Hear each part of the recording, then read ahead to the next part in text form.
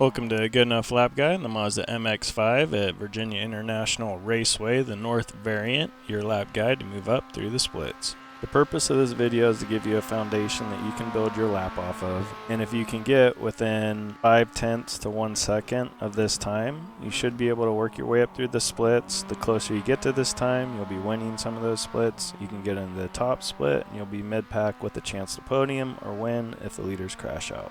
First, I wanted to talk about the track and the characteristics of the track.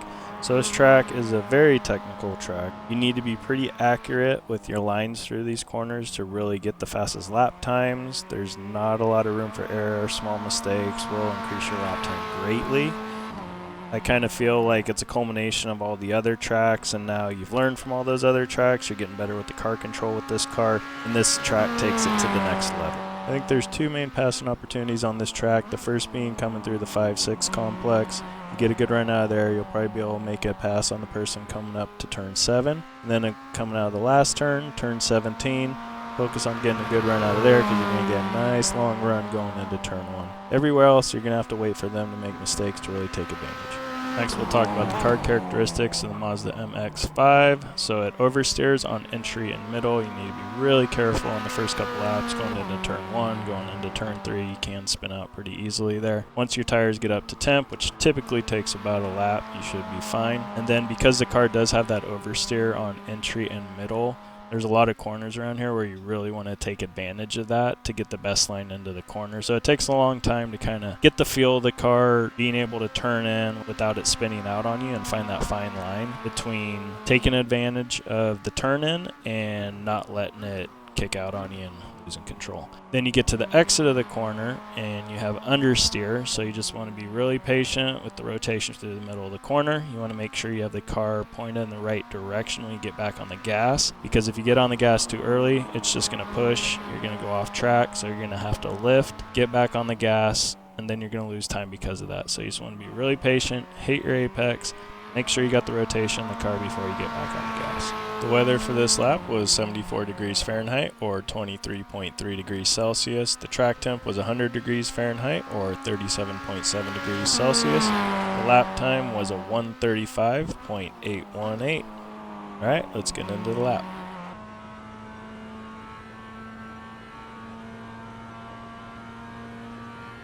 For turn 1, our braking point is going to be right after the 2 board. You're going to really make sure you blip the downshifts nice and aggressively because you will be on edge when coming into this corner. If you're lazy with the downshift blips, the back end's going to kick out on you and you're going to mess up the corner. You're going to have a late apex for the corner. I like to have the apex right where the curb ends on the right. As you're coming off the corner, find the fastest route as on the inside. If you let it float out wide, you're just going to lose some time. Find it's best to not really hit an apex for turn 2, but you want to keep this line kind of mid-track and let it float out to the outside for turn 3.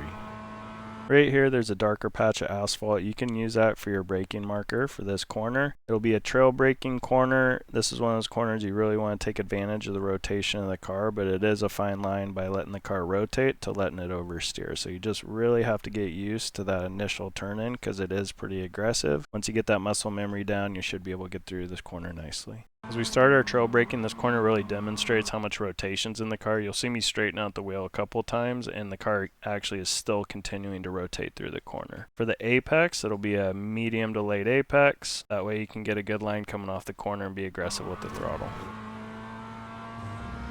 There's a couple of references you can use for turn 4 for braking points. There's a little dark patch of grass there, and then where the asphalt comes back to the track, just past that is where our braking point's going to be.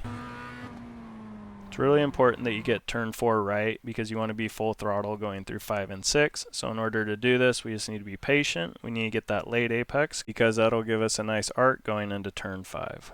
Turn 5 will be a medium, slightly late apex. Sometimes you will need to just barely crack the throttle to get the car to rotate a little bit, but then you can get right back on the throttle and you should have a good line going all the way through 6. This section's pretty straightforward, just run a straightest line from apex to apex, and then I'll give you a second to breathe before you come up to another section that's going to take a lot of precision and accuracy.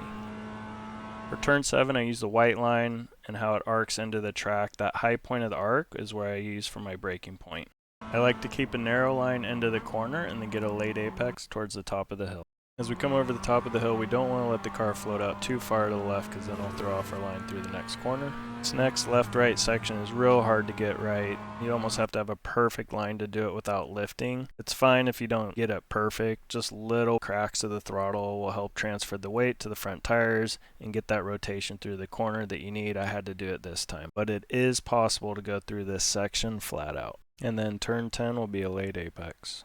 We want that late apex for turn 10 so we can get a late apex for turn 11. It is okay to just touch the curb a little bit here. Again, there are some times where you do have to crack the throttle to get the car to rotate a little bit through the center of the corner. So if you got all that right, congratulations, because now you come up to your next big challenge, which is the braking point for turn 14 and the apex thereafter. There's no real obvious braking spot for turn 14, but it is as you're getting close to the curb here. This is the general area that I brake. As we come up over the top of the hill, we want to keep a tight line with a middle late apex. That late apex will help us have a nice line going through turn 15, which will set us up for 16.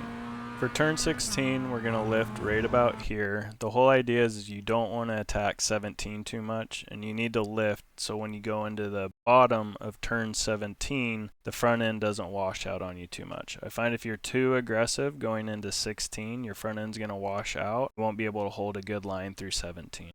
I find the best line for turn 16 is hopping over the curb here so you can get the best angle going into turn 17.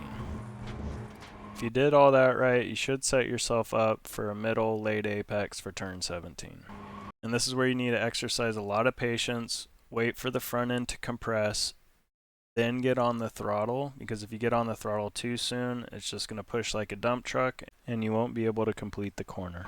And that's your good enough lap guide, the Mazda MX5 around Virginia International Raceway. As you can tell, this is a very difficult track. You have to be really precise, but if you can nail laps around here, you can nail laps around anywhere. If you guys found this video useful, helpful, you just liked it, hit that like button, and I'll see you guys in the next one.